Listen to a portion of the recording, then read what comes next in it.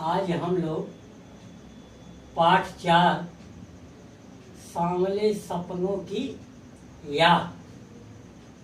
पाठ का शीर्षक है सांवले सपनों की याद। इस पाठ के लेखक के विषय में जानकारी हम लेंगे।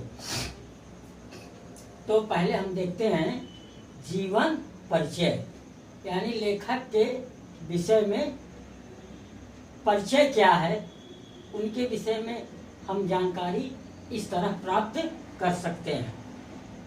साहित्यकार जाबिर हुसैन का जन्म सन 1945 में ग्राम नवनिही, राजगीर, जिला नालंदा, बिहार में हुआ था। सांवले सपनों की याद जो पाठ लिखा, इसके लेखक हैं जाबिर हुसैन साहब, जिनका जन्म सन 1945 में ग्राम नवनिही, राजगीर, जिला नालंदा, बिहार में हुआ था। उन्होंने अंग्रेजी भाषा एवं साहित्य का अध्यापन कार्य किया। जाबिर हुसैन साहब ने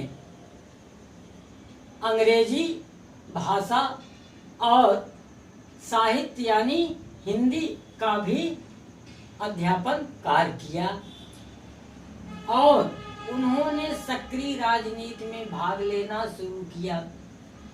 ये जब प्राध्यापक थे, अध्यापन कार्य कर रहे थे, तभी से इनकी रुचि राजनीति में भी थी और ये सक्रिय रूप से उसमें भाग लेना शुरू कर दिए। और सन 1977 में बिहार की मुंगेर विधानसभा क्षेत्र के विधायक चुने गए।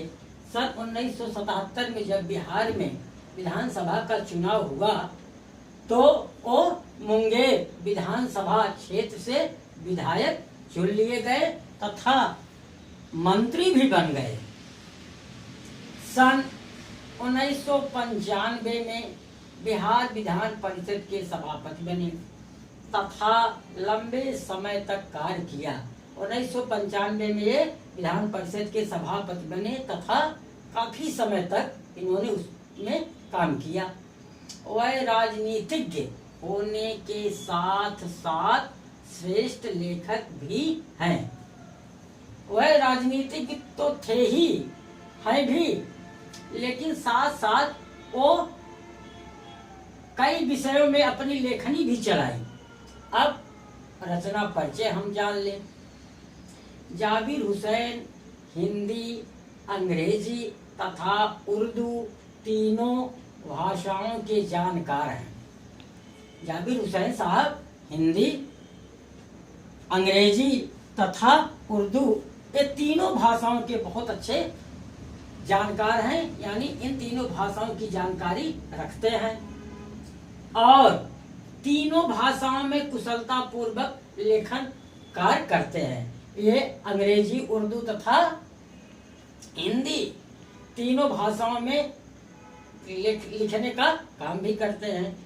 उनकी हिंदी कृतियों में प्रमुख हैं, उनकी जो हिंदी की रचनाएं हैं वो इस प्रकार हैं, जो प्रमुख हैं, जो आगे है। ये कृति का नाम है, उनके द्वारा लिखी गई एक कृति है।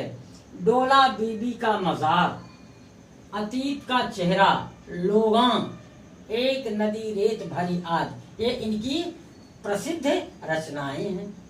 अब इनका साहित्यिक परिचय यानी साहित्यिक विशेषताएं इनकी जान लीजिए।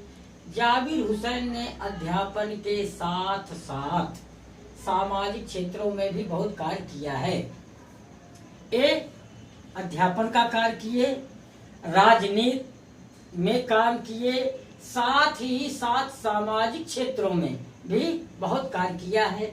इन्होंने अपने लंबे राजनीतिक सामाजिक जीवन में आम आदमी के संघर्ष को निकटता से महसूस किया है। यानी आम आदमी का मतलब गरीब, मजदूर, इन लोगों के जीवन के विषय में बहुत गहराई से जानते हैं और इनके दुख दर्द को महसूस किया है। इस अनुभव को उन्होंने अपने साहित्य में भी प्रकट किया है। इनके विषय में इन्होंने साहित्य में लेखनी भी अपनी चलाई, इनके ऊपर लिखा भी, प्रकाश भी डाला।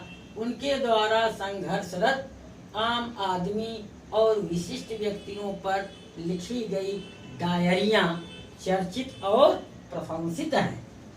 अब इनकी भाषा शैली को जान लीजिए कि इनके द्वारा जो लेख है, जो डायरी है, जो कहानी है, उनमें क्या विशेषता है।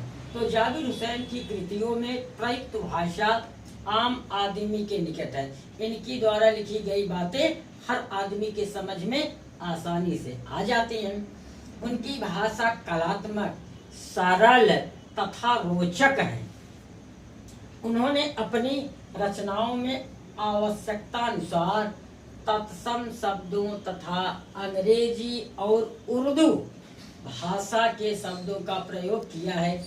इनकी रचनाओं में तत्सम, तद्भव, अंग्रेजी और उर्दू भाषा के शब्द मिलते हैं। उन्होंने डायरी विधा में अभिनव प्रयोग किया है, जो अपनी प्रस्तुत शैली और शिल्प में नवीन है। तो बच्चों, आज हम लोगों ने जाबिर हुसैन के जीवन परिचय के विषय में जाना। अगले